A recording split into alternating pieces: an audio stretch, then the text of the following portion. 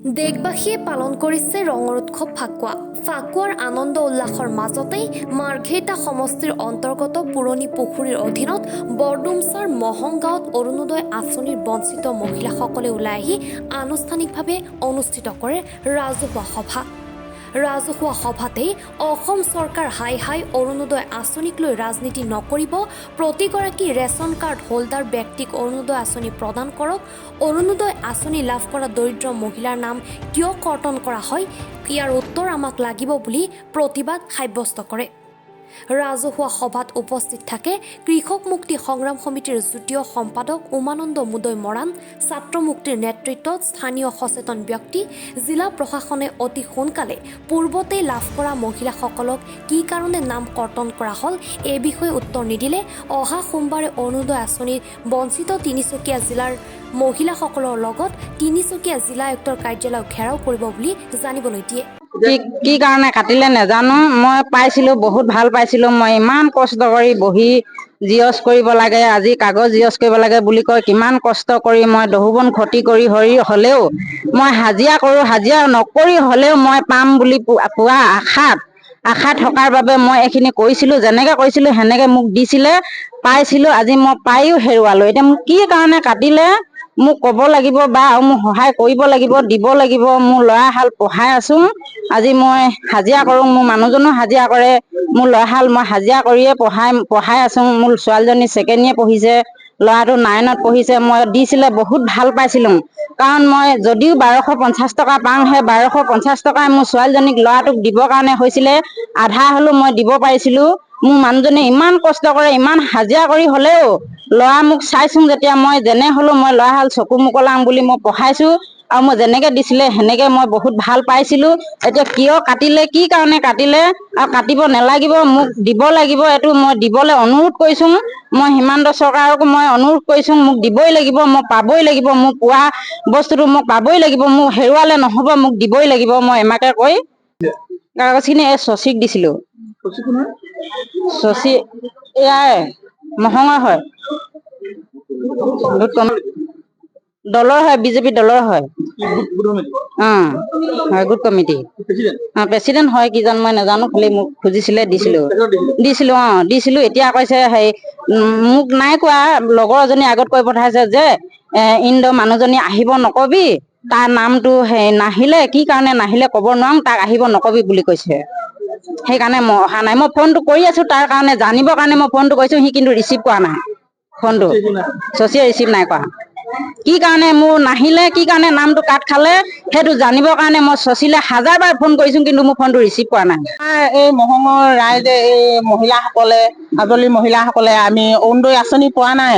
বাৰে বাৰে আমি কাগজ জিয়েচ কৰি ইফালে ল'ৰা ছোৱালীয়ে বহি আনিব লাগে বোলে, বহি নানি ইফালে কাগজ জিয়েচ কৰিব যায় মাকহঁতে, বাৰে বাৰে দি থকা হৈছে কাগজ পত্ৰ। আমি পোৱা নাই, অৰুণোদয় আঁচনিও পোৱা নাই, লেট্ৰিন চেটিং একো নাপাওঁ, আমাক কাটি দিয়ে, ঘৰ আহিলোঁ কাটি দিয়ে, অৰুণোদয় আঁচনিও নাপাওঁ, বাৰে বাৰে দি আছোঁ আমি। তাকে আমি গোট খাই আজি কি কৰোঁ কি নকৰোঁ এইবোৰ কৰিছোঁ, পাব লাগিব, আমাক দিব লাগিব বুলি।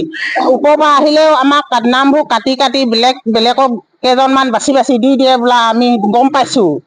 কোনে কয় সেইবোৰ আমি নাজানো বাৰু, নামবোৰ নকওঁ জানিলেও, খালি আমাক লাগে। আমি আজলি মহিলা গোটেইখন আমি বাৰে বাৰে আমাৰ কাগজ পত্ৰ, আমাৰ মানে ফটো, আমাৰ মূল্য আছে, বাৰে বাৰে আমি কিমান দি থাকিম জিয়েচ কৰি।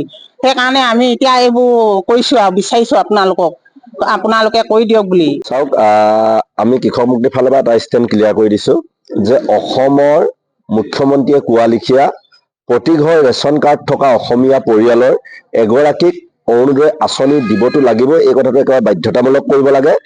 আৰু দ্বিতীয় কথাটো হৈছে 1250 টকাই নহয়, 3000ৰ পৰা তেওঁলোকৰ এইটো নিৰ্বাচনী প্ৰতিশ্ৰুতি আছিল, 3000 টকা দিয়াটো, 5000 টকা পৰ্যন্ত অৰুণোদয় টকাকেইটা কৰি দিব লাগে। এইটো হৈছে আমাৰ ফাৰ্ষ্ট ডিমাণ্ড। ঠিক সমান্তৰালভাৱে বৃদ্ধ পেঞ্চনৰ কথাটো একেই, 250 টকাৰ পৰা 5000 টকালৈকে কৰি দিব লাগে, কাৰণ আই মাতৃসকলৰ একেবাৰে ইনকমৰ চ'ৰ্চবিলাক একেবাৰে নাই। তো এই কথাকেইটা আমাৰ জেনুইন ডিমাণ্ড, কৃষক মুক্তি সংগ্ৰাম সমিতিৰ ফাৰ্ষ্ট ষ্টেণ্ড। দ্বিতীয় কথাটো হৈছে গাঁৱে গাঁৱে যিটো কাম আচলতে পঞ্চায়তৰ ছেক্ৰেটেৰী, পঞ্চায়তৰ যিবিলাক ৱৰ্কাৰ, তেওঁলোকে পে দি মানে দৰমহা দি ৰাখিছে, তেওঁলোকে কৰিব লগা কাম এটা, ৱাৰ্ডে ৱাৰ্ডে কিছুমান বদমাচি, 2 নম্বৰী আৰু তেওঁলোকে কিছুমান দালাল, অৰুণোদয় দিয়া কিছুমান দালালৰ জৰিয়তে যিটো কাৰবাৰ কৰিবলৈ বিচাৰিছে, যাৰ জৰিয়তে ৱাৰ্ডে ৱাৰ্ডে গাঁৱে গাঁৱে একদম কাজিয়া লগাবৰ কাৰণে উঠি পৰি লাগিছে। আমি এই কাজিয়া বন্ধ কৰিবৰ কাৰণে অসম চৰকাৰক হিমন্ত বিশ্ব শৰ্মাক আহ্বান জনাইছো, মাৰ্ঘেৰিটা সমষ্টিৰ বিধায়ক ভাস্কৰ শৰ্মাক আহ্বান জনাইছো, আপোনালোকে নেতৃত্ব লওক যে মাৰ্ঘেৰিটাত ডিগবৈত চুৰেণ ফুকন বা শদিয়াত বলিন চেতিয়া বা ডুমডুমাত ৰূপেশ গোৱালা বা তিনিচুকীয়াত সঞ্জয় কিষাণ, আপোনালোকে নেতৃত্ব লওক যে আপোনালোকৰ সমষ্টিৰ ভিতৰৰ গাঁওবিলাকত যাতে নিজৰ জা জলিৰ মাজত যাতে কাজিয়াখন নহওক, ঘৰৰ ভিতৰতে যাতে এখনাখনি নহওক। কাৰণ অৰুণোদয়ে গাঁৱে গাঁৱে কাজিয়া পেচাল আইন শৃংখলাজনিত পৰিস্থিতিলৈকে লৈ যাবলৈ বিচাৰিছে। এই কাৰবাৰটো হ'ব দিব নালাগে।